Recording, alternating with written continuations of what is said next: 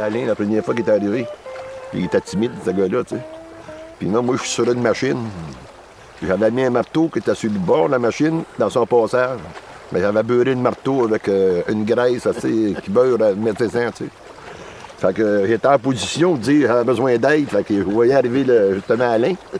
Ah, il dit, faudrait que tu donnes un coup de marteau là-dessus parce que là, je suis pris avec, puis il va tomber. Ah, il fait pas ni un ni deux, il est à nouveau, là. Il était tout changé, il ramasse le marteau. Ah, il coulait partout avec les doigts. Ah, tu connais qu'une morceau est débarqué. Allez, il m'en parle encore de ça. C'est à peu près 25-30 ans, tu sais. Tellement 79, allez. Le début, c'était un peu comme d'autres parce que c'est une question de ressources financières. Mais j'étais plus exigeant au point de vue qualité de personnel. Alors, j'ai essayé de m'entourer de personnes qui étaient toujours exceptionnelles. J'ai toujours cherché la qualité plutôt que la quantité. On était des finissants en usinage, notre métier de machiniste. On était 6 gars. Et c'était bien drôle parce qu'on finissait à l'école, donc la plupart n'avaient pas de véhicule. Donc, des fois, M. Pellerin, il venait nous chercher chez nous le matin pour travailler. Il venait nous reconduire le soir. C'est Marmen, là, ça a parti. Il reste un garage, là, un taupe et une melling. M. Pellerin a parti ça comme ça. Là. Puis pourquoi que ça a développé comme ça, c'est qu'ils ont toujours investi des profits dans la compagnie. Les premiers contrôles numériques ici en Mauricie, c'est nous autres qui les a eus. Puis nous autres, sur le coup, quand ça rentrait, on se demandait pourquoi qu'ils achetaient ça. Ils savaient ce qui s'en allait. Parce que... Puis avec ça, naturellement, on a pu attaquer des travaux qui étaient plus difficiles. Les pièces étaient toujours trop grosses pour les machines qu'on avait. On n'avait pas l'outillage adéquat. Donc nous, ça nous demandait tout le temps de se forcer les manèges pour être capable de réussir à usiner la pièce. Mohamed, c'est comme ça que c'est débattu. Hein?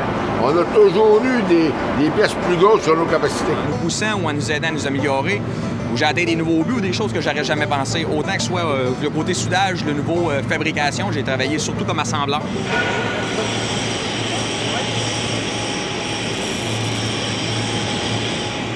Le nom Marmen vient de mon épouse, Paquerette Marmen.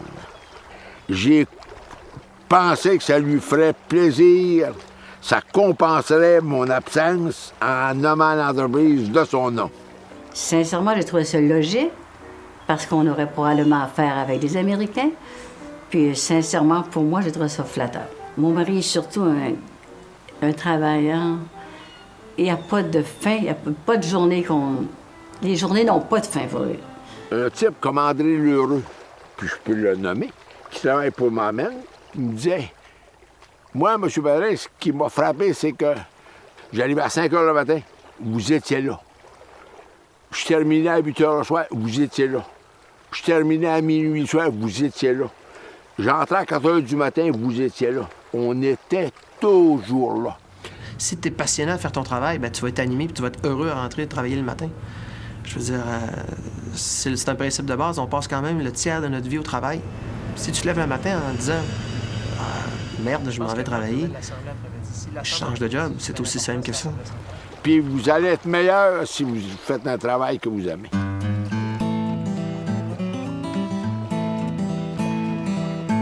Le rôle de mon épouse a été, je dirais, déterminant. C'est plutôt une entière confiance que j'ai donnée. Il n'y avait pas besoin de conseils techniques.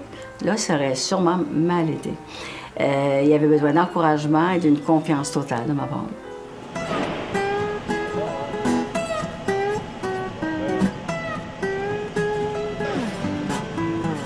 La plus belle police d'assurance, c'est d'avoir le goût du travail. C'est parce qu'on ne peut pas travailler avec des gens qui sont paresseux. On ne peut pas faire ça. On a vu trop autour que ça ne marche pas.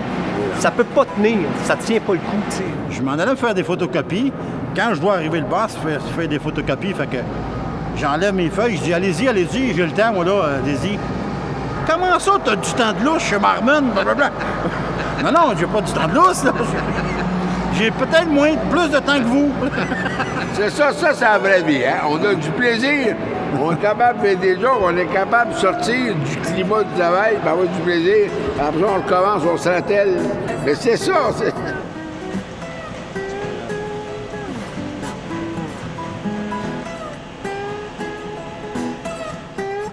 J'ai toujours dit que c'était un privilège de travailler pour Marmen.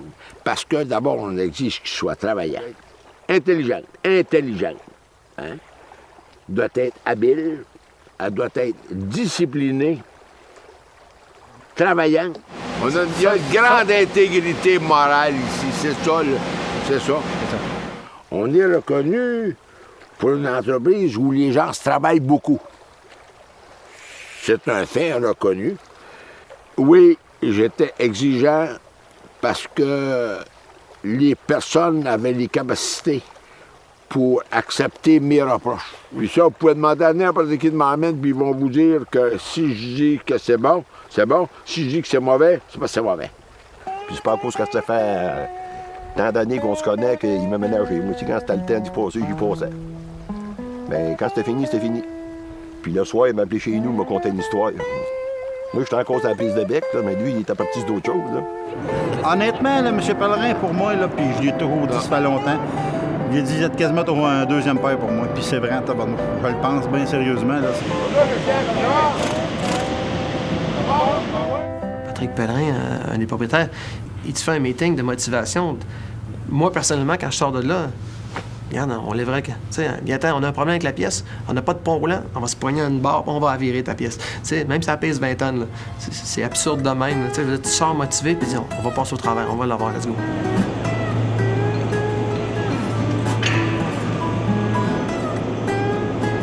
On traite très bien nos employés, puis on est fiers de nos employés. On les aime. Si on les aimait pas, ben on n'en veut pas d'employés qu'on n'aime pas, hein, pour aller. Puis on remerciera jamais assez cet homme-là d'avoir fait partie de son équipe. Puis on est bien chanceux, puis on l'aime bien. Puis lui puis sa descendance, puis lui puis sa tribu. Je suis bien content de faire partie de cette gang-là. Merci, Alain. Ça fait plaisir, M. Pellerin.